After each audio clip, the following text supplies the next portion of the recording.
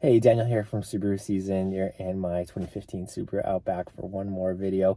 Thank you to everyone who's been liking and subscribing to the videos and just watching. I hope you're enjoying the content. Please subscribe if you find this video helpful or just interesting. It's encouraging me to make more Subaru content and to create a Subaru-inspired YouTube channel, so thank you so much.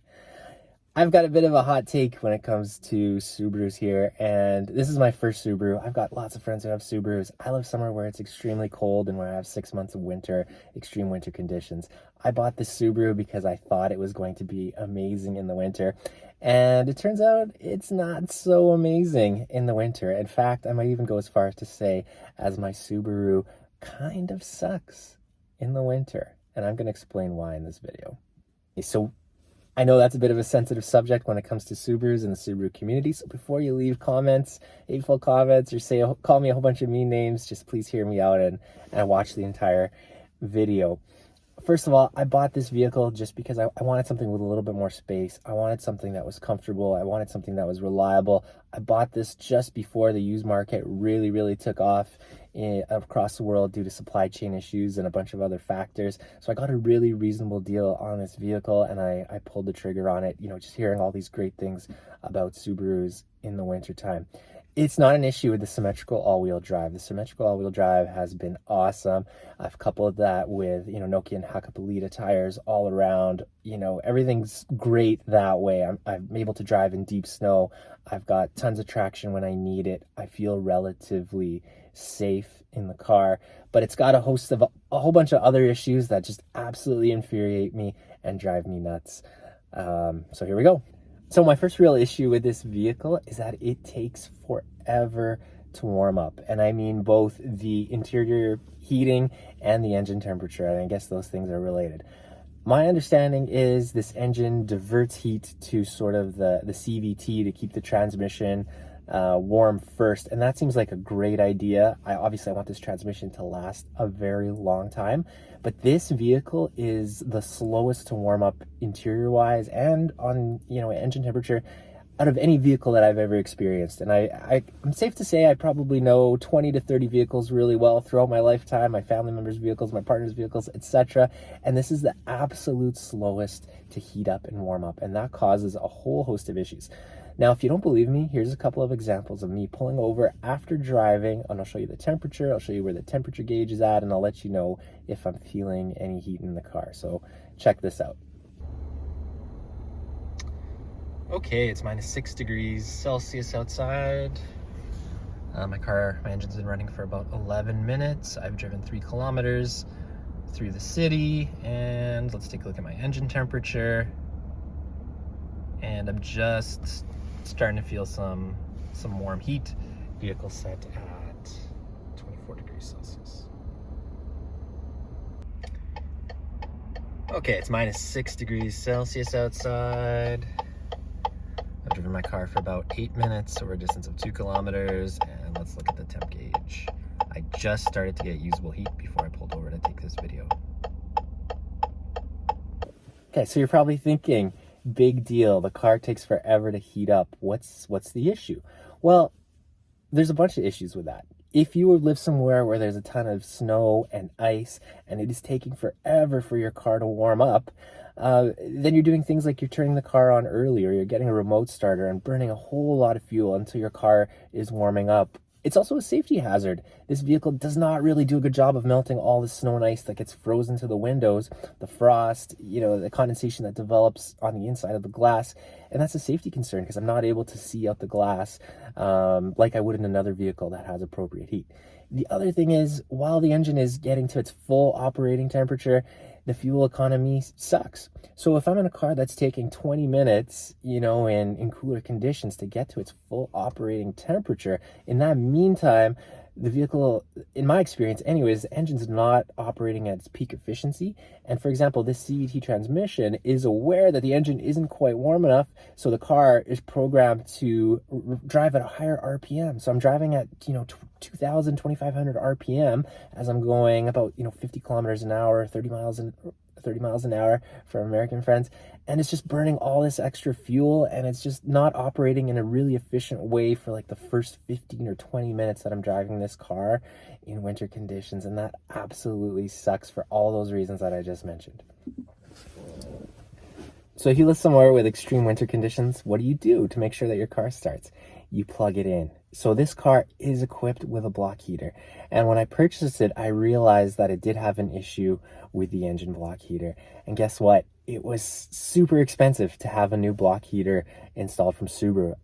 It was like $800, I think. I'd have to check my numbers. Now, the reason for that is if you need a block heater, the exhaust manifold has to come down, your coolant has to be drained, the heater is then installed, all the wiring's run, exhaust goes back up.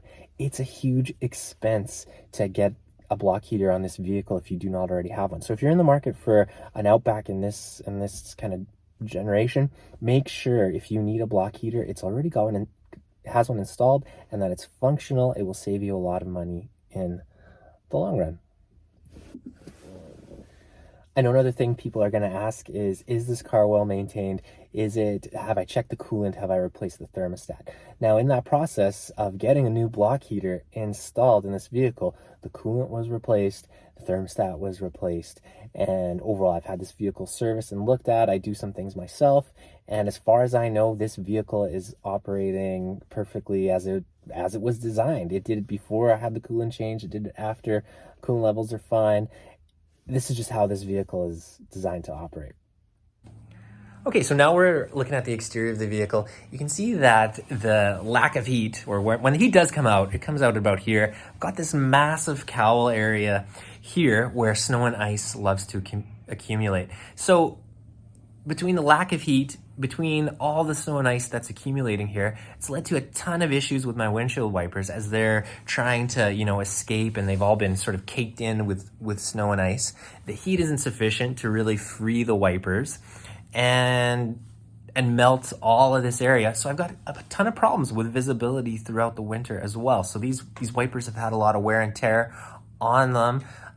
You try to scrape them out, you try to do what you can when they're packed with snow and ice, and there's not a lot you can do.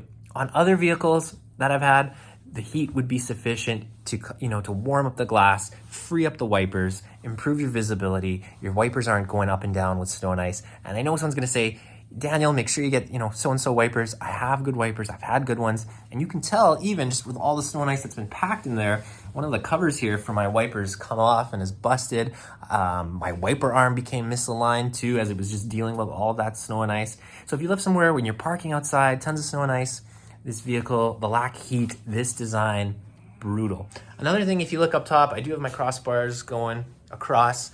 I'm gonna put those away for the winter. I'm gonna stash them because I'm not really going to need them. But another cute thing that happens with this vehicle is snow and ice loves to accumulate up here. So if you're living somewhere snowy, it just gets packed with snow and ice, melts a little bit with the heat coming out of your vehicle. You've got this big icicle chunk of ice, I don't know what you want to call it, that sits up here all winter if you live somewhere cold.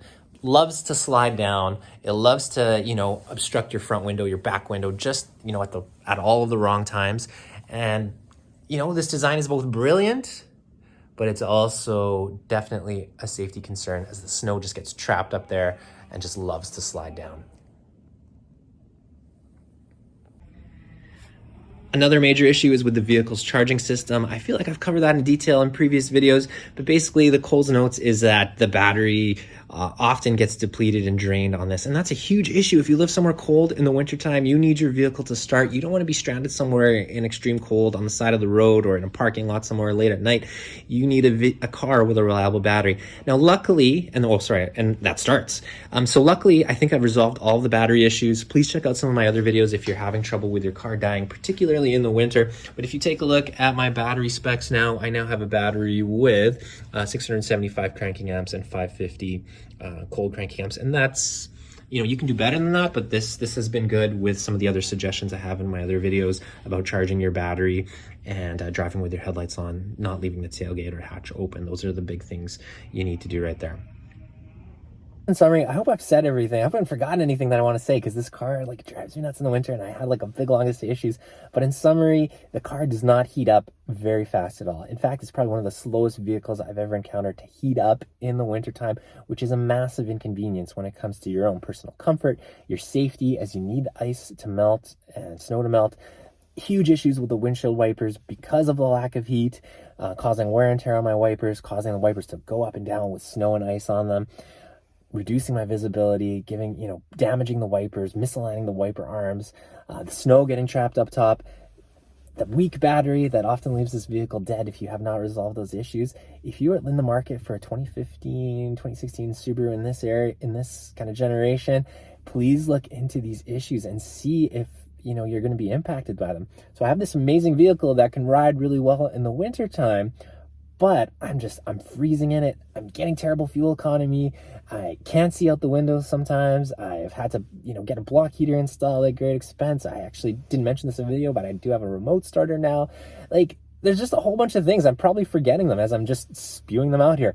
So make sure you talk to someone who maybe has a Subaru in your area, or, just do your research to make sure that this is going to be the vehicle for you when it comes to cold weather, when it comes to, living somewhere with a lot of snow and ice. Just look into it a little bit. I still love this vehicle though. Like I said, I'm inspired to make Subaru content here on YouTube. I do love the brand. I do like the lifestyle. I love the interior styling of this vehicle, for example. So I'm going to do another video where I describe the things that I love about this vehicle.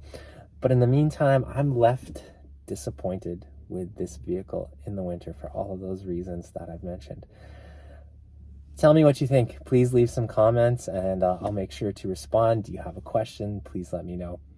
Thank you. And again, if you've made it this far, please, please, please hit that subscribe button, and I will continue making more Subaru content with some of my friends' vehicles, with some vehicles at a local dealership. I'm working on it, and I hope to bring you more. Thank you. Take care.